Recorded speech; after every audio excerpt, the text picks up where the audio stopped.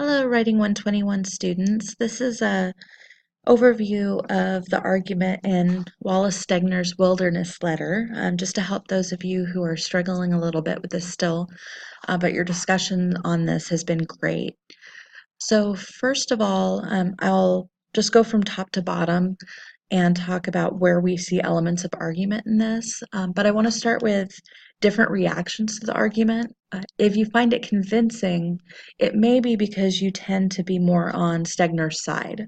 We tend to be more open to arguments we agree with, or you may relate to it in a way like you love the outdoors, you're more open to his argument, and that might make it more convincing. If you're more resistant, it might just be because you're being more critical of his letter, but it could also be because you don't really relate to that as much. And of course, if you don't know who Stegner is, that could hurt his ethos. You wonder, okay, what does he really know about this?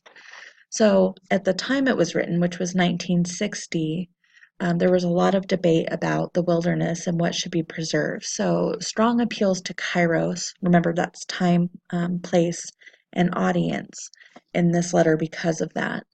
And because it was written to the Outdoor Recreation Resources Review Commission, specifically to David Pessinen of the Wildlife Research Center, he's really aware of the importance of choosing the right audience. And also, that audience is more likely to be open to his argument and to the points he makes. So, really strong appeals to Kairos there, but it's hard to know that when it's something that's older and that you're not the audience for. Okay, so moving on, you'll see I have K written next to that, so you can see where there's some appeals to Kairos. In his letter, notice he's very polite. If I may, he says, that helps build his ethos. The whole letter is very well written, very clear wording. I know it might not feel like it. He's definitely writing to someone who's going to be used to longer works, used to more formal writing as well. So another appeal to Kairos there. So his logos is built on this idea of trying to reason through the importance of wilderness and showing that it's important. And so you'll see that I've got L in the margins here where he has some really strong appeals to logos. And his claim is really that wilderness is valuable in itself, not as a resource for recreation or for mining or for other things, but because of the spiritual importance of the wilderness to us. And that's the key of his argument. And so he says he's got some reasoning. So continuing on, where you see here logos and then P for pathos, he says something will have gone out of us as a people if we ever let the remaining wilderness be destroyed. And so that's one of his key reasons. And he's attempting to appeal to pathos or emotion there because of his audience's concern for nature, trying to connect to that throughout. The reminder and the reassurance that it is still there is good for our spiritual health. Also, he's very aware here that there was concern about the spiritual health of people, concern about the decline of society, about the modern world being unhealthy. He talks about technology, but there was also concerns about changes in morals. And so he's appealing to that. So again, audience awareness there. His references to Darwin and some other authors, he refers to Anderson as well. He's bringing in sources to appeal to ethos or build his credibility. That also helps his logic in his argument because he's appealing to that scientific knowledge. He's reasoning through the effects of the loss of wilderness and the importance of wilderness. All of that appeals to logos. He's trying to get his reader to think through what that effect will be. And so he's using logos there, using reasoning and evidence. And he uses evidence from these sources like Twain, Anderson, Darwin, but he also uses evidence from his own experience. And when he says as a novelist, he's appealing to ethos there, trying to build his credibility. Okay.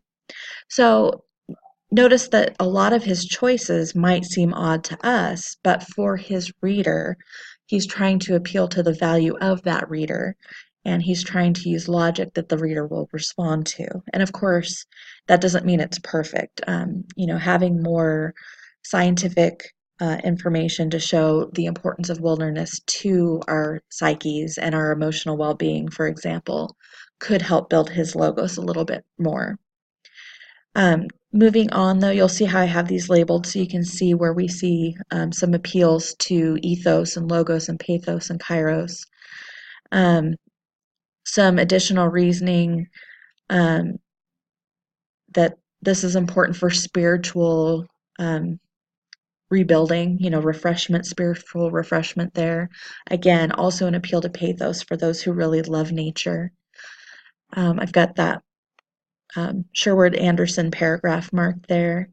And then he continues on with appealing to logos, talking about how American culture has this lesson from Native Americans, the trick of being quiet, and that it can be learned. He's trying to, again, build logos there, saying that this is important so that we learn this skill. He brings in his personal experience to try to build his ethos as well, to show his personal investment in this issue and how he's been affected by it. That's only going to be as effective as the reader feels it is. If they feel like, okay, this is relevant, I can see that this person has this concern and has been affected by it, then it's going to be effective. But if you're a reader who relies more on scientific knowledge, it might not be very effective at all. Okay, moving down. Notice here I've got all the rhetorical appeals marked. As the remnants of the unspoiled and natural world are progressively eroded, every such loss is a little death in me, in us. Notice there he's still building that, making that logical argument, trying to get us to reason through the effects of the destruction of wilderness. There's a strong appeal to pathos there if people are concerned with that loss.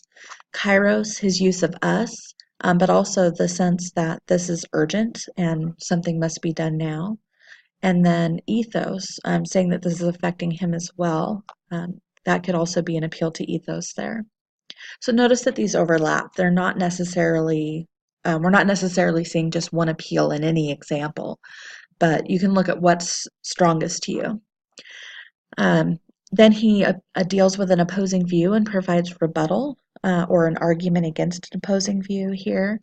I am not moved by the argument that those wilderness areas which have been exposed to grazing or mining are already deflowered, and so might as well be harvested.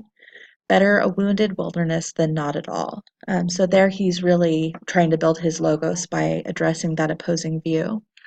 And then he goes into what will work, which is also supposed to be evidence to build his argument, talking about the forests and the mountains, but he says that the prairies and the deserts are also important. Moving down, and again, this is lots of evidence that he's trying to build with, examples, specifics about the animals that are in those places, for example. And then when he talks about such as wilderness as Christ and the prophets went out into, he's trying to build his ethos, showing that he's educated, he's aware of biblical messages as well, which also appeals to Kairos. Because think about 1960s, there was some diversity, of course, in religious beliefs, but most people were still primarily identifying as Christians. And so he's really trying to target his audience in that way. And then, of course, at the end, he wraps it all up to try to emphasize, okay, here are what my main points are, which helps build his logos. And also connecting to the reader appeals to Kairos, and this could appeal to pathos as well. And then finally, with very sincerely yours, notice how polite he is. That helps build his ethos or his credibility. So we see these appeals throughout. We see him trying to make a logical argument, but show that he's credible. to appeal to pathos without being overly emotional, and to always be aware of who his audience is and the urgency of the issue. Whether it's effective or not, again, depends a little bit on the audience. But, looking at who he's writing it for, back up here, because that's the most important audience, someone at the Wildland Research Center is probably going to be someone who enjoys the outdoors and chose that job because of it. They're going to be aware of a lot of the information he's talking about, so they're going to be more likely to be convinced by his argument.